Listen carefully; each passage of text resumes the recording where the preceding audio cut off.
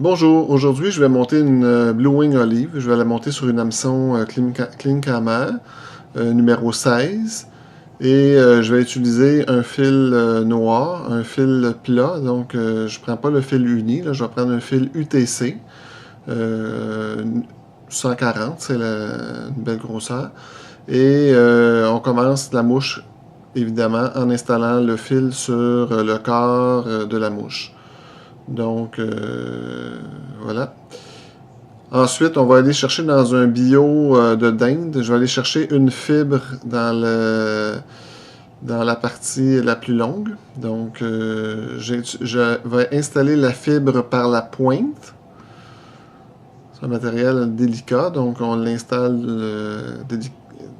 doucement, pas le briser. Et là, on ramène le fil à peu près aux 2 tiers de l'hameçon. Et on va tourner notre fibre de... Ah, j'ai pris 2 fibres au lieu d'une. C'est pas grave. Donc, on enroule de tour un à côté de l'autre cette petite plume. Donc, c'est délicat. Donc, on peut se servir, comme je le fais présentement, de mon index et je récupère le matériel en bas avec mon autre main. Donc, je me sers de mes 2 mains. C'est ce qui est plus facile. J'aurais pu utiliser aussi ma pince à acule, par exemple. Ce que je vais faire, là, parce que la plume est courte un petit peu. Donc, je vais utiliser ma pince. Voilà. On va finaliser. Il faut se rendre vraiment aux 2 tiers de la mouche. Et je vais attacher, je vais bloquer. Et je vais replacer mon hameçon dans la bonne position, comme elle va être dans l'eau. Donc, la partie où j'ai mis le bio va être émergé, il va être complètement immergé dans l'eau.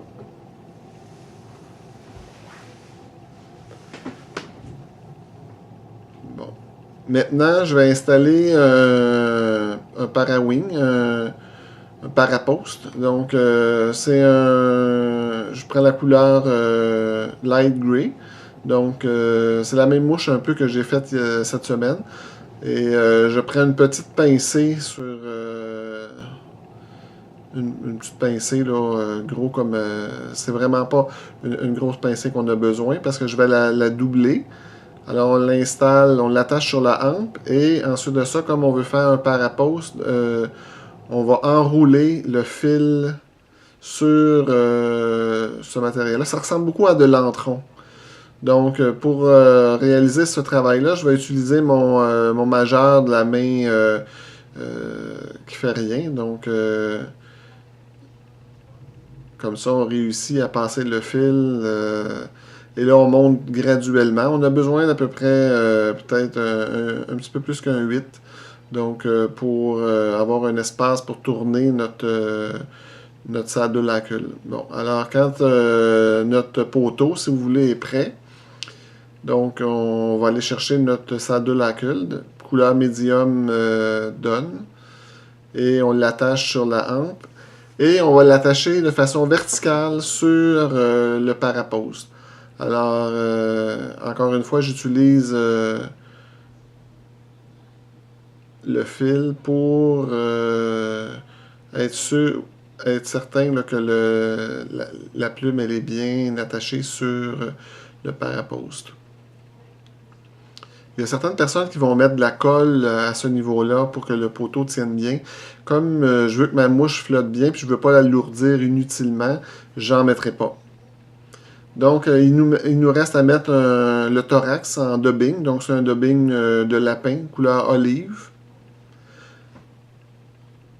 Tantôt, je ne l'ai pas dit, mais le bio de dinde, c'était de couleur light olive. Donc, on construit notre corps, notre thorax. Je vais en remettre un petit peu. Je veux quand même que le thorax soit assez gros. J'aime mieux aller en petite... mettre plusieurs fois des petites pincées sur mon fil que de faire un gros tapon là, de dubbing. C'est sûr que là, mon saddle à cul, il est pas mal long. Bon, je pense que... ouais, j'ai un beau thorax.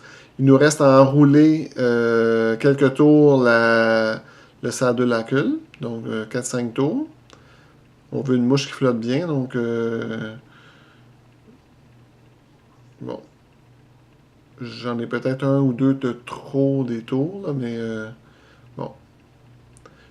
C'est à vous de voir, là, avec quand vous allez la pêcher, cette mouche-là, de voir si vous voulez la faire plus moins fournie ou un peu plus fournie. Donc on coupe le surplus, on n'a plus besoin. Et là, je vais récupérer sur deux plumes de cul de canard. Je vais récupérer les fibres que je vais mettre dans une pince et on va séparer le fil à l'aiguille ou avec un poinçon. Moi, j'utilise mon poinçon. C'est sûr qu'avec une petite aiguille aussi, ça va bien. Donc, c'est important de le séparer le plus possible au centre pour avoir... faut que chaque côté, il faut que ça soit assez fort pour tenir les fibres. Parce que dans le fond, c'est comme si on voudrait faire une boucle. Donc, on sépare le fil en deux. Et je ne l'ai pas tout à fait au milieu. Ça demande un peu de pratique au début. Puis ça demande vraiment un fil plat. On ne peut pas faire ça avec un fil uni. Là, c'est quasiment impossible. Donc là, j'insère mes fibres entre le fil. Voilà. Et je vais les replacer un petit peu parce que je veux pas je vais les remonter un petit peu. Je vais les glisser sur mon fil. Et là, pour les emprisonner dans mon fil, je vais tourner. Je vais vous montrer. Là, je donne un élan à ma petite bobine. Je la fais tourner amplement. Je vais y redonner encore un autre. Il faut vraiment là, que le matériel soit emprisonné là, entre le fil. Et là, je vais lâcher parce que là, je pince le fil avec ma main. Voilà. En lâchant le fil, les fibres se trouvent emprisonnées. On installe ça en dessous du sadoulacule. Ça va donner énormément de flottabilité à la mouche. C'est vraiment... le cul de canard, c'est vraiment un matériel qui a une flottaison remarquable. Donc, on va finir avec une tête. Je vais faire un nœud de finition. Et... bon, je vais faire le nœud de finition. Je vais mettre une goutte de colle. Je vais... voilà. On tire comme il faut. Voilà. On va mettre une goutte de colle. J'essaie de ne pas en mettre sur mon... voilà.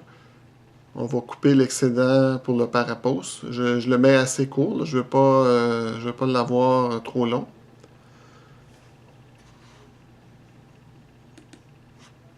Donc, c'est vraiment une belle mouche là, à avoir. J'ai coupé un petit peu les... donc, un peu comme l'autre modèle que j'ai fait cette semaine. C'est une mouche vraiment, une émergente qui est vraiment très, très productive pour la truite. Celle-là, je l'utilise aussi beaucoup pour la chigan aussi. Donc, je vous souhaite une belle saison de pêche en attendant un bon montage et aux prochaines vidéos.